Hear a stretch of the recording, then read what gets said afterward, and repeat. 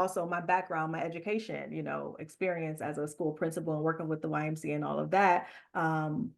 It takes a different type of approach, a more nurturing approach, a more collaborative approach, right? Whereas where our team is in Beverly Hills, they have to be bulldogs. That takes a totally different mindset. So I digress. Let's go to number 9.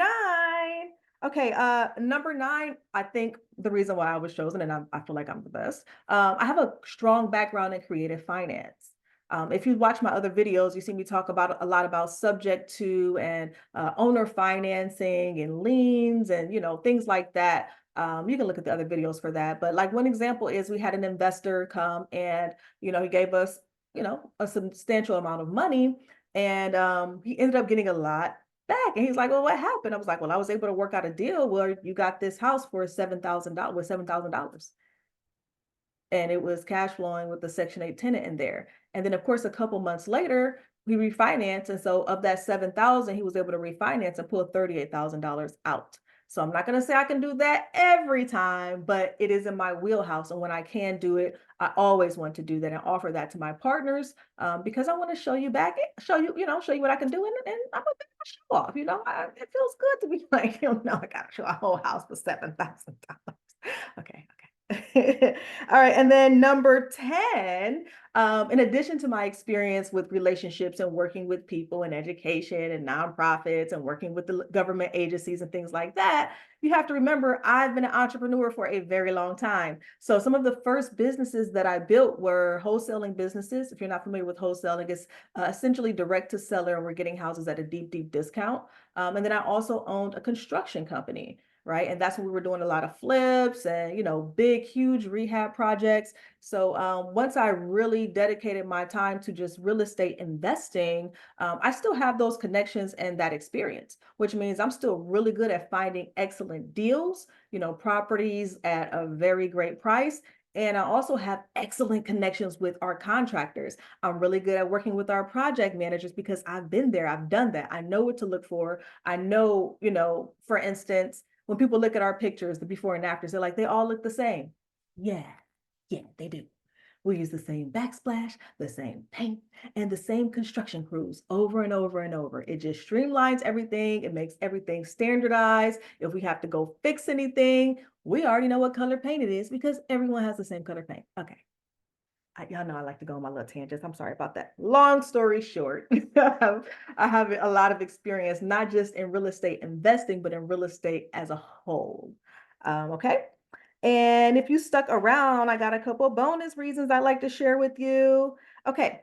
Number 11, a lot of people like to work with me because if you partner with me and let's say your credit is not so good, I use my credit. I don't mind taking the risk because if you're partnering with me, I know I chose the house. I know we're using my crews. I know we're using my financing. So I have no problem putting my credit on the line for us to get the deal done. So I know a lot of investors or business owners, sometimes your credit is really tied up, so I got you on that part. Number 12, and I think this is the most important one, trustworthiness.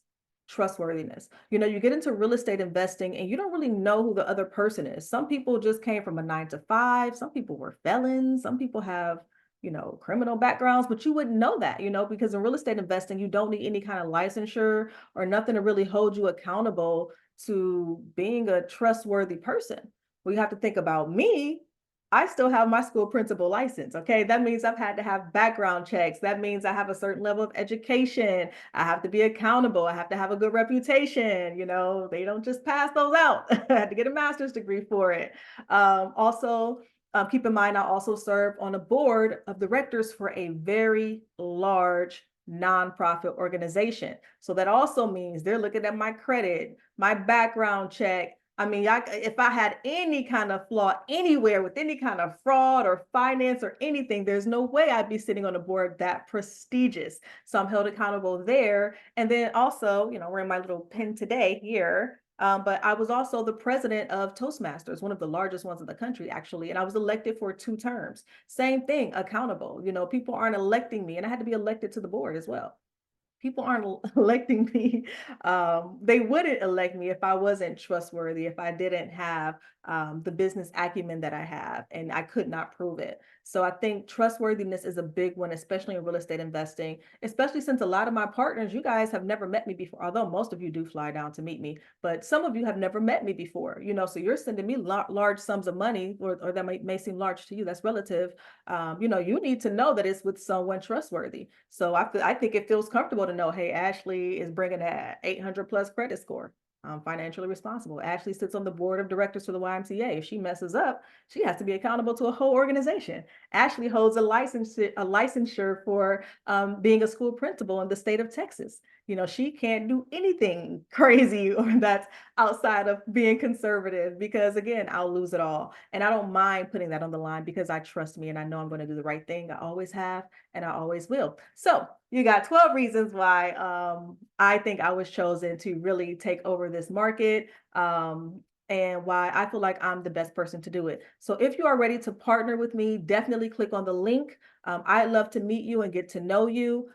We do have some courses and classes and things like that available if you're not quite ready to partner, but you want to learn a little bit about what we're doing. And also, we're going to start having webinars on the first and third Friday of every month where you can really come in, have a Q&A, get to know us. And following the Q&A, we'll have a face-to-face meeting, like at a local coffee shop or something, if you just want to chat a little bit more. I'd love to partner with you. It's all that I do. I love Section 8, obviously, and I'd love to share my love of it with you. I hope to see you soon.